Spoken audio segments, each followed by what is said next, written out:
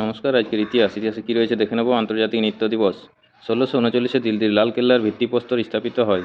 ১৮৪৮-এ শিল্পী রাজা রবি বর্মার জন্ম। ১৯১৭-তে সঙ্গীত বিশারদ দিলীপ কুমার রায়ের জন্ম।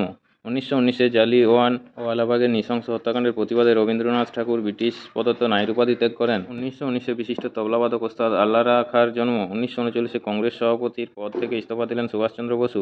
১৯৪৫-এ জার্মান বাহিনীর মিত্রশক্তির কাছে আত্মসমর্পণ। ১৯৪৫-এ ইতালির এক নায়ক মুসোলিনির মৃত্যু। ১৯৪৯-এ বিশিষ্ট লোকসঙ্গীত শিল্পী উৎপলেন্দু চৌধুরীর জন্ম। ১৯৫৪-তে ভারত ও চীনের মধ্যে পঞ্চশীল চুক্তি সম্পাদিত। ১৯৭০-এ টেনিস খেলোয়াড় আন্দ্রে আগাসির জন্ম। ১৯৮০-তে চলচ্চিত্র নির্দেশক ও প্রযোজক স্যার আলফ্রেড জোসেফ হিচকের মৃত্যু। ১৯৯৭-এ ব্রিটেন চীনের কাছে হংকংকে ফিরিয়ে দেয়। ২০২০-তে বিশিষ্ট অভিনেতা ইরফান খানের মৃত্যু। নমস্কার। আজকের ইতিহাস এই পর্যন্তই। পরের ইতিহাসটি পেতে চ্যানেলটি সাবস্ক্রাইব করে পাশে থাকা বেল আইকনটি অল করে রাখুন। নমস্কার।